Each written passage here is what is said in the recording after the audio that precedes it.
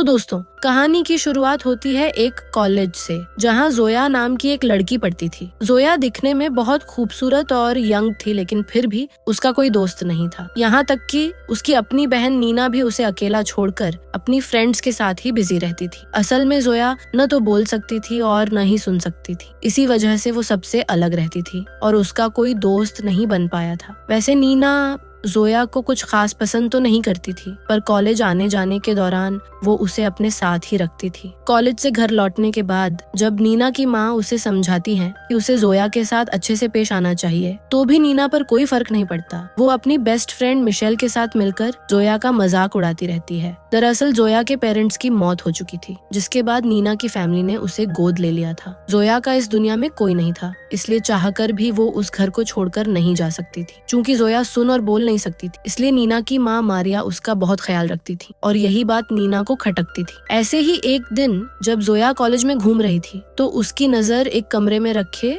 Piano पर पड़ती है। जोया को पियानो बजाना बहुत पसंद था, इसलिए वो कमरे के अंदर जाकर उसे बजाने लगती है। भले ही वो धुन को सुन नहीं सकती थी, लेकिन उसे पियानो बजाना बखूबी आता था। पियानो की आवाज सुनकर रोनी नाम का एक लड़का उसे नोटिस करता है। रोनी ने पहली बार जोया को देखा था और वो उसे इस तरह पियानो बजाते देख बस देखता ही रह गया। अब जोया जहाँ भी जाती, रोनी की नजरें उसी का पीछा करती और जोया ने भी इस बात को नोटिस कर लिया था। कहानी में ट्विस्ट तब आता है जब एक रात जोया अपने कमरे में सो रही होती है। तभी उसे अजीब आवाजें सुनाई देती हैं और उसकी नींद खुल जाती है। वो कमरे से बाहर आकर देखती है और जो देखती है उसे देखकर उसके होश उड़ जाते हैं। वो फौरन भागकर अपने कमरे में वापस आ जाती है। जोया को पता चल गया था कि नीना का अपने ही पिता नॉर्मन के साथ अफेयर चल रहा है। कल रात जोया ने जो गंदा मंजर देखा था, वो उसे भुला नहीं पा रही थी। अपने इस नई फैमिली का इतना कड़वा सच जानकर जोया पूरी तरह हैरान थी। अगली रात जब पूरी फैमिली साथ बैठकर डिनर कर रही थी, तब भी नीना और नॉर्मन अपनी ही मस्ती में लगे हुए थे। मारिया भी उनके ठीक सामने ही बैठी थी, जबकि जोया ने उन दोनों को रंगे हाथों देख लिया था। अगर नॉर्मन किसी चीज के लिए मना भी करता, तो नीना उसे बड़े प्यार से मना लेती थी। एक शाम जोया ने मारिया से मूवी देखने की जिद की। भले ही जोया सुन नहीं सकती थी, लेकिन फिर भी मारिया ने उसे मना नहीं किया और नॉर्मन को उसके साथ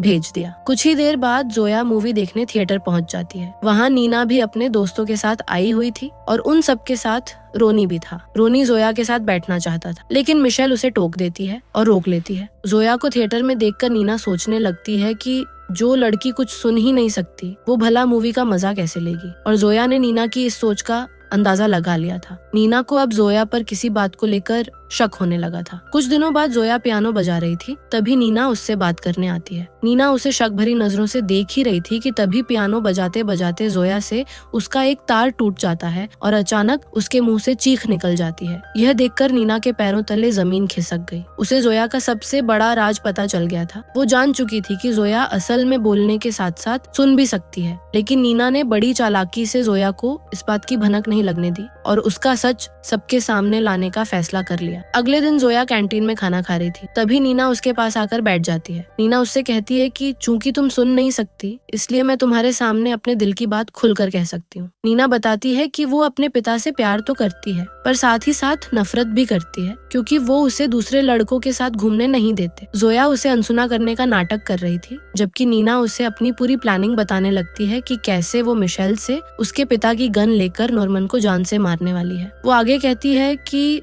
क्योंकि जोया बोल और सुन नहीं सकती, इसलिए नीना के इस खौफनाक प्लान के बारे में किसी को कभी पता नहीं चलेगा। इधर रोनी का ध्यान अब भी जोया पर ही टिका था। वो बस उससे बात करने का मौका ढूंढ रहा था। कुछ देर बाद जब जोया फिर से पियानो बजा रही थी, तो रोनी उसके पास जाकर उससे बात करने की कोशिश करता है, लेकिन जोया वहाँ से चली जाती है। जोया ने रोनी की बात तक नहीं सुनी थी, इसलिए रोनी रात को खुद उससे मिलने उसके घर आ जाता है। उसी वक्त मिशेल भी नीना से मिलने आती है और वो नीना को कुछ देती है, जिसे नीना चुपके से अपने बैग में रख लेती है। जोया दूर से खड़ी होकर ये सब कुछ देख रही थी। रोनी जोया के साथ बाहर जाना चाहता था, तो मारिया के कहने पर जोया उसके साथ चली जाती है। रोनी जोया को एक कैफे में ले आता है और उससे बातें करने लगता है। बाकी सबकी तरह रोनी को भी यही लग रहा था कि जोया सुन नहीं सकती, इसलिए वो खुलकर अपने दिल की बातें उससे करने लगा। रोनी उसे वो हर बात बता रहा था जो उसने आज तक किसी को नहीं बताई थी, जबकि जोया का पूरा ध्यान नीना के उस खतरनाक प्लान पर था। इसी दौरान वहाँ पास से एक एम्बुलेंस गुजरती है, जिसे देखकर जोया को लगा कि शायद नीना ने नॉर्मन को मार दिया है। वो घबराकर तुरंत अपने घर भागती है और आते ही नीना का बैग चेक करती है,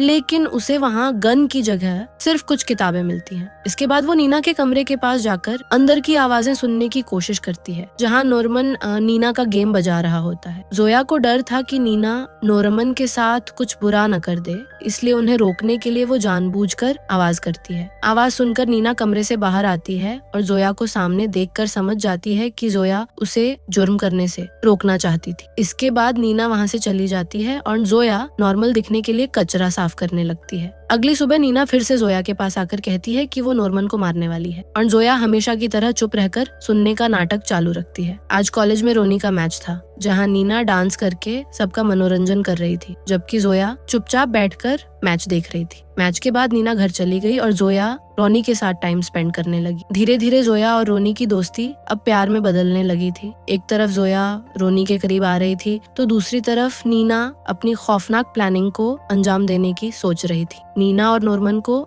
इस बात का जरा भी अंदाजा नहीं था कि जोया की तरह मारिया भी उनके गंदे रिश्ते का सच जानती है। नॉर्मन जब नीना के कमरे में आता है तो नीना उससे कहती है कि मैं तुम्हारे लिए एक सरप्राइज लाई हूँ, लेकिन उसे देखने के लिए तुम्हें अपनी आंखें बंद करनी होंगी। नॉर्मन जैसे ही आंखें बंद करता है, नीना पहले तो उससे प्यार से बातें करती है और फिर एक प्रेस उठाकर उसके चेहरे पर लगाने ही वाली होती है कि तभी जोया घर वापस आ जाती है। नीना फौरन रुक जाती है और कपड़े पहनते हुए नॉर्मन से कहती है कि वह उसके बच्चे की माँ बनने वाली है। यह सुनकर नॉर्मन के होश उड़ जाते हैं। वहीं नीना उससे पैसे मांगने लगती है ताकि वह इस सब से पीछा छुड़ा सके। बाहर खड़ी जोया ने उनकी सारी बातें सुन ली थीं। अगली रात नीना एक पार्टी में जाने वाली थी और वो चाहती थी कि जोया भी उसके साथ चले, पर जोया मना कर देती है। अब नीना उसे बता देती है कि मुझे तुम्हारा सच पता है कि तुम सुन सकती हो, लेकिन जोया उसकी बात को अनसुना करके वहाँ से चली जाती है। नीना पार्टी के लिए तैयार हो रही थी कि तभी नॉर्मन उसके कमरे में आता है। वहाँ रखे सामान को देखकर उसे पता चल जाता है कि नीना प्रेग्नेंट होने का झूठ बोल रही थी। जब वो नीना से इस बारे में पूछता है तो नीना साफ कह देती है कि वो बस उससे पीछा छुड़ाना चाहती थी। नॉर्मन नीना के साथ जबरदस्ती करना चाहता है, लेकिन नीना उसे रोकती है। यह देखकर नॉर्मन गुस्से से पागल हो जाता है और नीना को मारने लगता है। नीना की चीखें उसकी माँ मारिया सुन तो रही थी, मगर वो चुपचाप बैठी रहती है। लेकिन जोया मारिया की तरह चुप नहीं रहती। वो एक तार लेती है और उसी तार से नॉर्मन का गला घोंटने लगती है। वो नॉर्मन को बहुत बुरा भला कहती है और देखते ही देखते उसे खत्म कर देती है। जोया ने नीना की जान तो बचा ली थी, लेकिन अब उसका सच मारिया के सामने आ चुका था। इसके बाद किसी को शक न हो,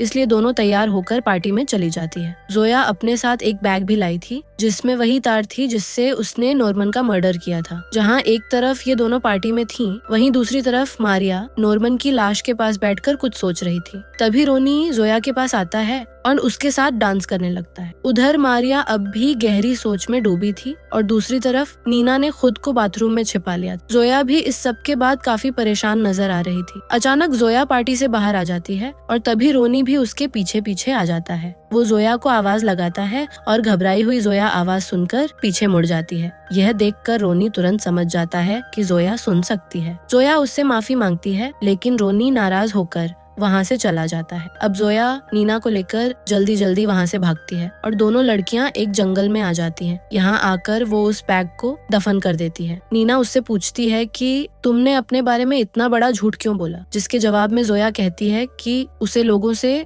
घुलना मिलना पसंद नहीं था, इसलिए उसने यह झूठ बोला था। इसके बाद वो दोनों जैसे ही घर पहुंचती हैं, तो वहाँ उन्हें पुलिस नजर आती है, जो मारिया को पकड़कर ले जा रही थी। दरअसल मारिया ने नॉर्मन के कत्ल का इल्जाम खुद पर ले लिया ताकि नीना और जोया अपनी जिंदगी चैन से जी सके। वो नीना को बताती है कि मेरे और नॉर्मन के बीच बहुत बड़ी लड़ाई हो गई थी, जिसमें मैंने खुद को बचाने के लिए उसे जान से मार दिया। कहानी के आखिर में दोनों लड़कियां अब खुशी खुशी साथ रहने लगती हैं और इसी के साथ ये मूवी यहीं एंड हो जाती है।